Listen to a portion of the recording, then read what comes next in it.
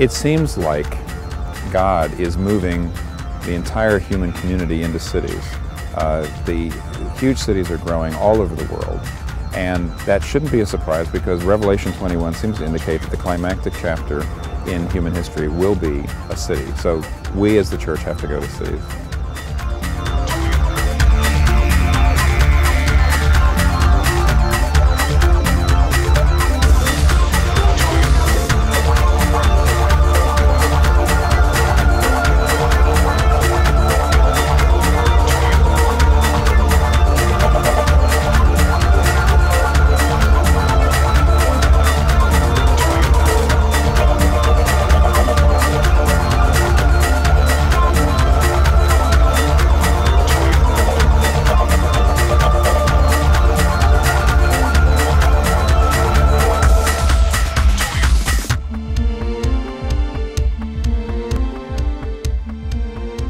But here you take a look at Jeremiah 29, where God calls the Jewish exiles to move into the city and says the best way for you to increase and prosper is if you are committed to the full flourishing of the city. Seek the peace of the city, seek its flourishing, pray for it, serve it. Now, if you have 10,000 new churches that have that as their vision, they say the best way for us to show the world who God is and the best way for us to see people coming to faith in Christ is to serve the city. What would be the benefits of a city to have 10,000 churches like that?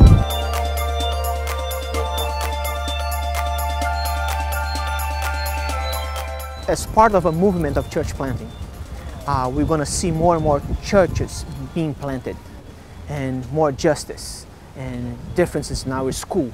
We're going to have teachers that are Christians teaching kids. We're going to see new mercy ministries. You're going to see counselors and maybe politicians.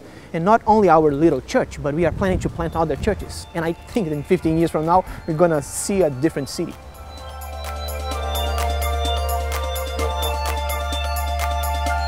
We would like to see the city of New York become a city of God. We would like for this to be a place of peace, a place of racial reconciliation, a place where the arts prosper. We would like to see churches everywhere where people have access and where these churches can minister to people in all of their needs. Because if we can make a indigenous church planting movement work here in this city, I think it can be reproduced in other cities of the world. Once you've started a church like Redeemer in a global city, you'll find that very often people you meet here move to other cities. So what happens is when you plant a church, you start to see people move to other cities and then they say, hey, can't we do that here? That's how it starts. It's completely organic. It's completely practical. But there's a theological reason, and that is in the Bible you see when the early church spread and you see Paul spreading the gospel, he went right to cities because cities they're the influence centers of a particular region or culture. Because as the cities go, so goes the society. Obviously we'd already fallen in love with the gospel because God had already drawn us by His love. And I think when you've been touched by that kind of love, and you look out and you see a culture and a people like that, you want them to be touched by that mercy. You want them to be transformed by that love. To me, a gospel-centered church is a church that really says, number one, grace versus legalism, and number two, God is Lord of every part of life versus dualism. And I would actually say one other thing, and that is that a gospel-centered church is a church that's humble enough to cooperate with other churches and work with other churches and not see itself as the only right, true church. But we want to start all kinds of gospel-centered churches that aren't Presbyterian. And so we try not to control them. They don't have to be. We're not Pentecostal, for example, but we would be very happy, and we will, and we have, helped gospel-centered Pentecostal churches, gospel-centered Episcopalian churches, gospel-centered all kinds of churches start. But as long as they have those three marks that we think are gospel centricity. You only get out of the Bible text answers to the questions you're asking. And nobody can ask all the possible questions. And it's your context that determines the questions in your mind as you read the Bible. Now, if I'm immersed in the questions the people of New York City are asking, then when I study the passage as a preacher, I'll see God's answers to those questions, and I'll preach the gospel in a way that actually connects with the people. It's not relativism. It's not like I just adapt and give people what they want. What I'm actually doing is I'm actually giving them God's answer, which they may not want, to the questions they actually have. So these churches, if they're going to be effective, can't just be cookie cutter.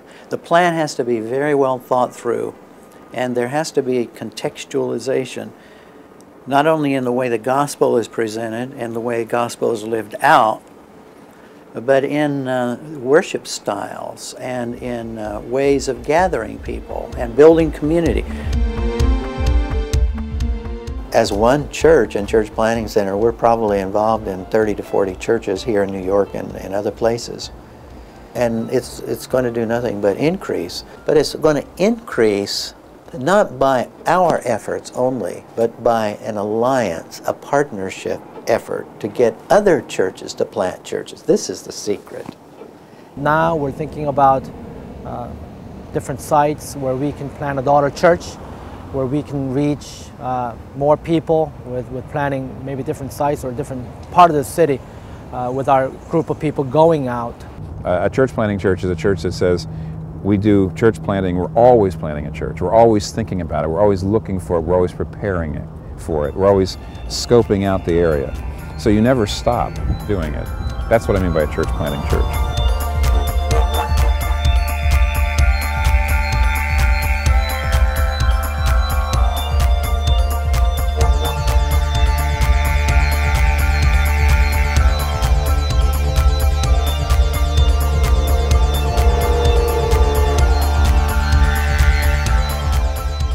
I want us to be yes, university friendly, but I want us to also be town friendly. I want us to be a church, like I say, where people people who live here are glad that we're here.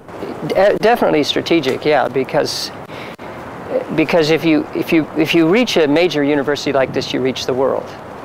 You get people, international people, you get students who are bright and talented who are here. So that was always part of it. For me, I found it's a good fit because it's closely tied into the academic community here in Morningside Heights, and to have that opportunity through Emmanuel to be connected with students that have the possibility of being involved in their lives is something that I found particularly drawn to. In the next couple of years, we will plant a church perhaps in Washington Heights. We've got a bunch of our people coming down from there. We have our assistant pastor who is interested in church planting, and what we're talking about is the possibility of him taking a bunch of our people who already live up there and planting a daughter church.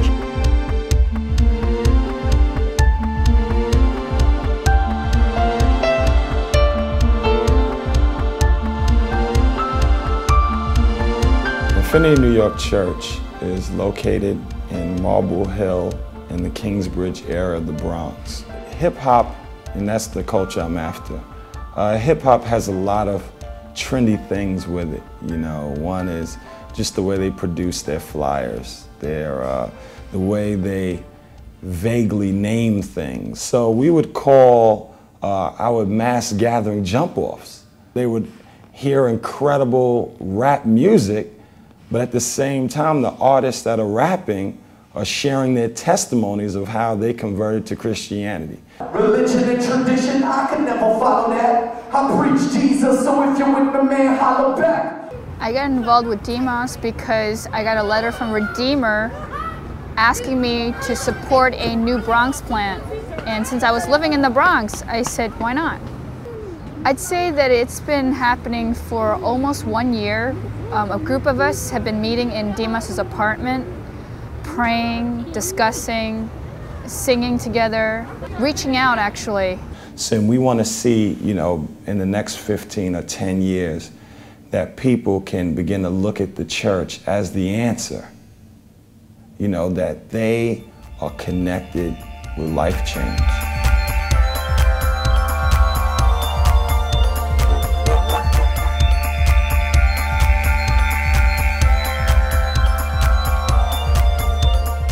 I was asked to come be involved in this through the Redeemer Church Planting Center. I'd lived in Queens before, I had friends in this neighborhood, my wife's family was here, and when I heard their vision of what they wanted to do, I was thrilled. We have here many Brazilians, and we had this plan to plant a Brazilian church. The best idea was to have a cross-cultural church with 2 pastors. We really didn't set out to start a church at first. We were just a fellowship group meeting, and we started praying about the need for gospel preaching churches in our neighborhood. In some ways we were very interested in being a part of the church plant and yet not exactly ready to leave Redeemer, and so we just sort of kept going in the direction of the church plant, and then once we were ready to start up, I think our hearts were ready to really be involved. We moved here right before September 11th, 2001, a couple of months before that. This church plant was kind of birthed out of that tragedy. Right in the midst of that, the people from these groups, we began to pull together and in the midst of our own pain, begin to pray and think about a church for this neighborhood. And I think that was sort of a foretaste of what a church community in our neighborhood would be like. We began what we called a launch team, and then after, I guess it was about 4 months, then we began to worship together. The first thing we did was ESL, English as a second language. It's a very good thing because here in this area, about 60% of the families speak other languages than English at home. We want to see God helping us be involved in starting other churches, maybe in this neighborhood or other neighborhoods of our borough that can reach out to people there.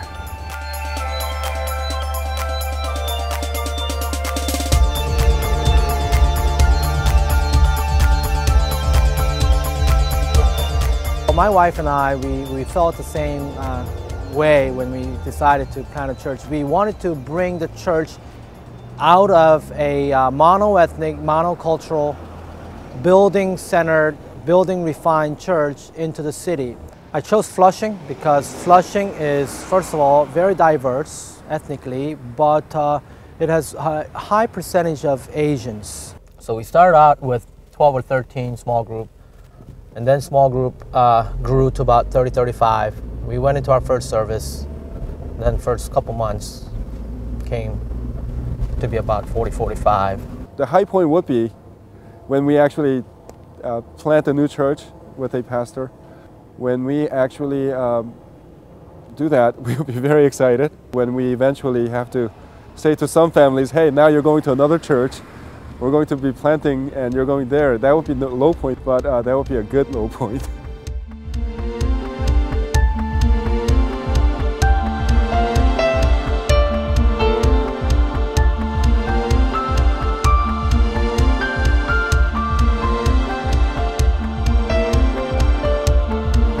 We have found that DC really is a tale of two cities in many ways. It's Washington and it's DC.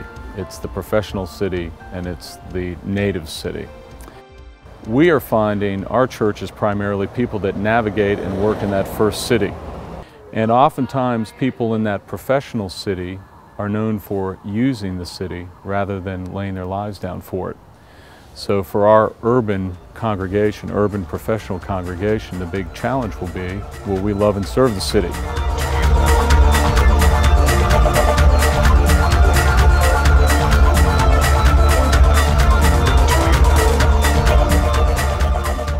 We're in Back Bay, Boston, and in order to contextualize the gospel for Back Bay, Boston, means that we need to understand the professional / bohemian culture of young urbanites. I think our short-term vision is to plant 10 churches within the next 12 years or so.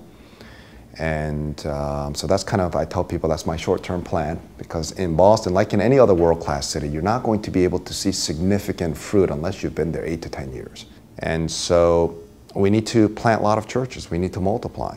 And the great thing, and this is what I get excited about when I think about Boston, is that there's no other church that I am aware of in Center City, Boston, that has a vision for church planting.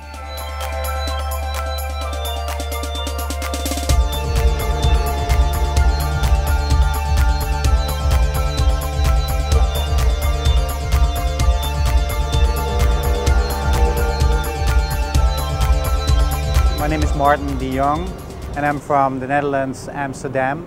Meu nome é Sirgisberto, eu sou brasileiro. Bonjour, je m'appelle Jean Zoellner et j'habite Montréal. Et je suis pasteur de l'église réformée Saint-Jean, au centre-ville de Montréal.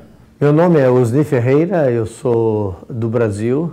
Szeretettel köszöntök mindenkit Budapestről, Magyarország fővárosából. I'm Andrew Jones and I'm working in London.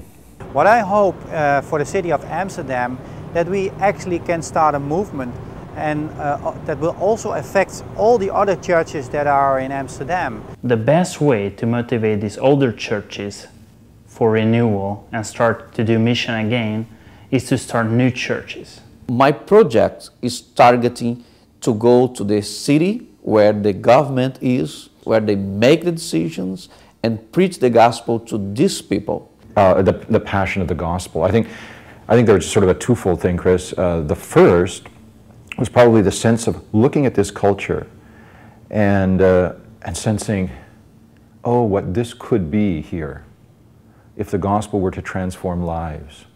And then there's this little love affair that happens, you know, with the people and the language and the culture and the music and all the rest of it.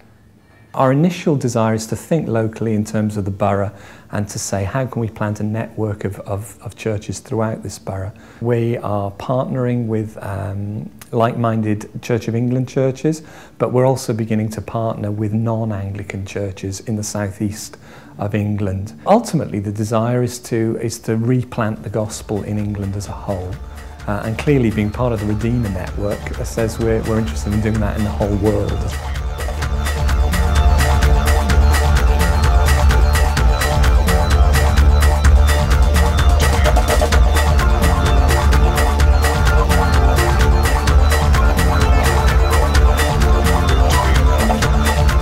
Well, structurally it is a department of Redeemer, and we have oversight from our elders. We have Al Barth, who has been a very successful church planter here in the United States. He oversees our global cities in Europe and works with those denominations and church planters. He also oversees the mostly English-speaking church plants here. My special focus is on intercultural church planting in the city. That's really one part of my focus. The other goes into Asia, and then a large amount of my time is spent in Southeast Asia, in China. We have Dr. Mark Reynolds. He's coming to us from being the field leader in Manila, where he oversaw a church planting movement in Manila. Then Alan Thompson, born and raised in Cuba, head of a large mission agency in the past. He is the one who has put together our training philosophy and training materials. He brings the educational component, training component, but he also brings the cross-cultural expertise through his many years. And the other one, who is still very much involved with us, was the first director, Dr. Osni Ferreira, who is pastoring the largest Presbyterian church in Brazil. One of the things that I found here at Redeemer is that they're talking kingdom, but they're doing kingdom. The willingness to be able to share resources, to share whatever it is that they have, you know, in order to advance the kingdom.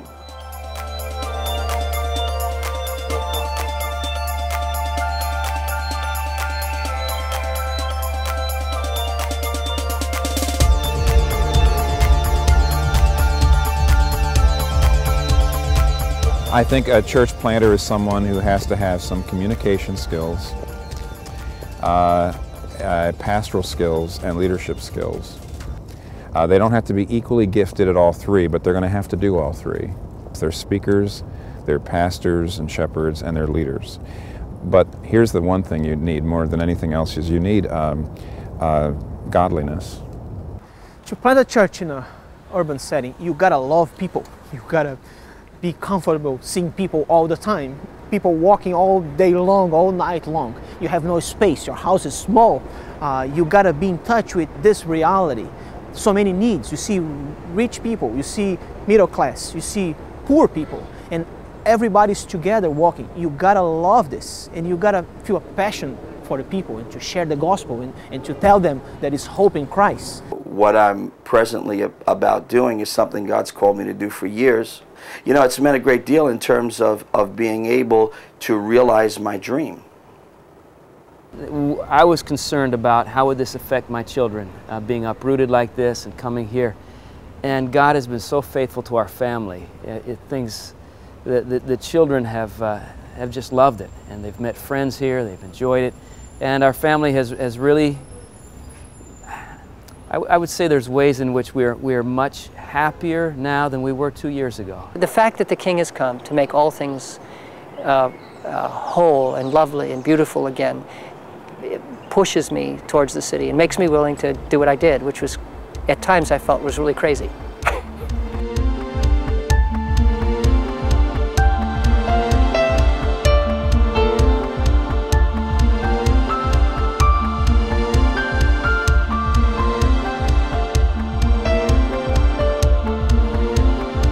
Who should be involved in this mission? Anybody living anywhere, any Christian in any church, anywhere, seeing the importance of global cities and seeing the importance of gospel-centered ministry can be involved, can be partners, can be financially involved, can be personally involved in all sorts of ways, and should be. A number of our people have said to me, I'm not like the people who you're saying you want to reach, therefore I can't get involved.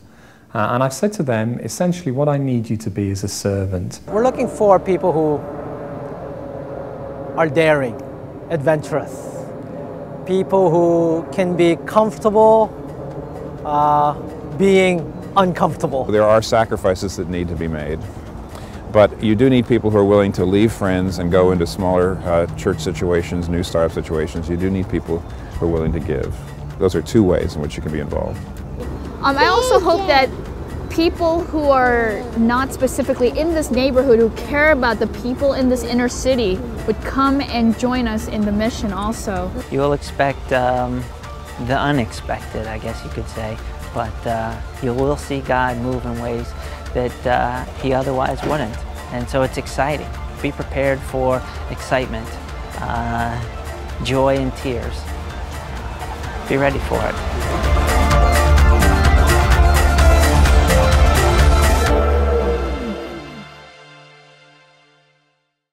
Ultimately, the desire is to replant the gospel. You know, it's meant a great deal in terms of being able to realize my dream. To plant a church in an urban setting, you gotta love people. You gotta be comfortable seeing people all the time. Oh, what this could be here if the gospel were to transform lives.